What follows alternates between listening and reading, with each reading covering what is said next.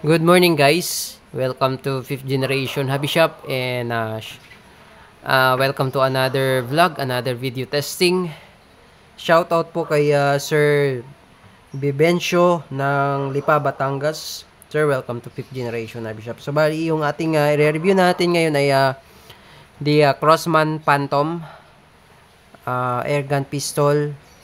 Yung bala po nito ay 4.5mm steel BBs. Ayan, bulitas na po siya.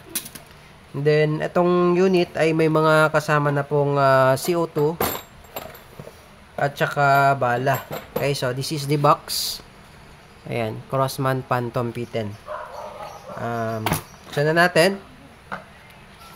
Ito po yung mga kasama niya, owner's manual, tapos may target pa po. Bali, ito ay 5 piraso galing kay Crossman. Okay. And then, may kasama siyang copper-coated, copperhead na steel BBs. This is 200 shots. Okay, plus meron pa po siyang kasamang another steel BBs, yung Black Widow. 300 shots naman. Okay.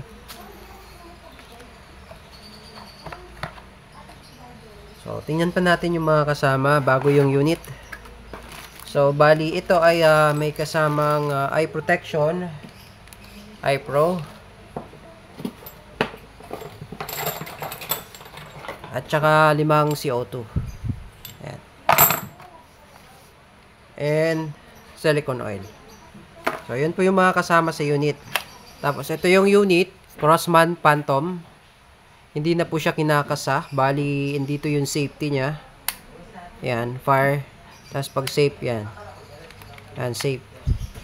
And then, dito naman lalagay yung kanyang CO2. Ayan. Lagyan natin siya ng oil. Before tayo maglagay ng CO2, kailangan lagyan natin siya ng oil.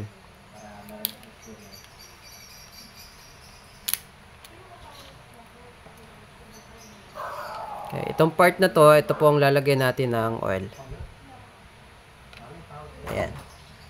Lagyan natin ng CO2.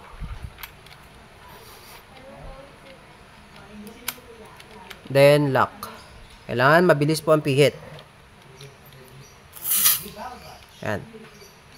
Kasi pag medyo mabagal po yung pihit, pwedeng sumingaw na po yung CO2 kasi magpa-puncture na po siya dyan. May butas na po yan. Okay?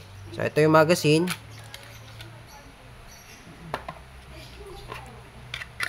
Break natin ng cover. Ito po ay ilang rounder po ito.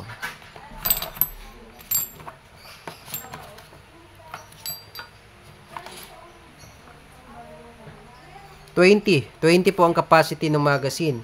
Okay? So, sa paglalagay naman ng bala, ito po, isasagad nyo lang sa dulo. Tapos, ang capacity niya ay 20. Huwag nyo lang po isasagad sa 20. Tapos, dito po ilalagay yung bala, babies. Mas maganda kung 10 lang.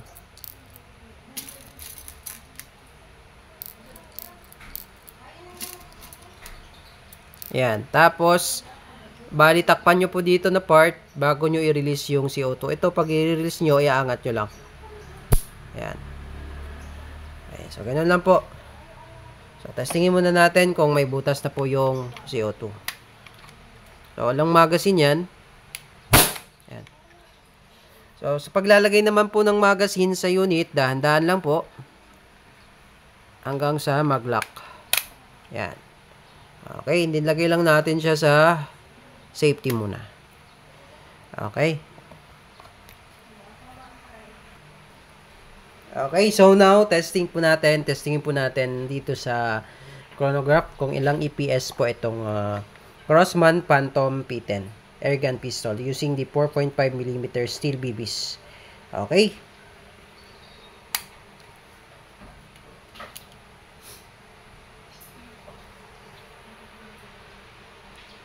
Firing. 444.4 APS. And yung first shot, 444 APS. One more. Firing. 784.5. Lakas. 919.3. Wow. Grabe. 849.5. Ay, so ganun siya kalakas. Umapalo siya ng 900. Ngayon, request ni sir, ititest natin siya dito sa Century. Yan. Okay. Century na lata. Yan. Last time, tinest natin siya sa Mega Sardines. Tumagos. So, testing natin dito sa lata na to ng Century. Tingnan natin kung ano yung magiging result. Yan. Okay. Again, shout out kay Sir Vivencio ng Lipa, Batangas. Okay. Testing. So, ayan po. Testing po ng Crossband Phantom P10. Tatest natin siya doon sa lata ng Century. Tingnan natin kung ano yung magiging result. Okay. Firing. Yun. Okay. So, tingnan natin kung ano yung nangyari sa lata. Okay. So, bali, ito po yung entry. Then, dito siya nag-exit. So, ibig sabihin, tumagos pa din siya sa lata. Okay. So, testing ko tayo.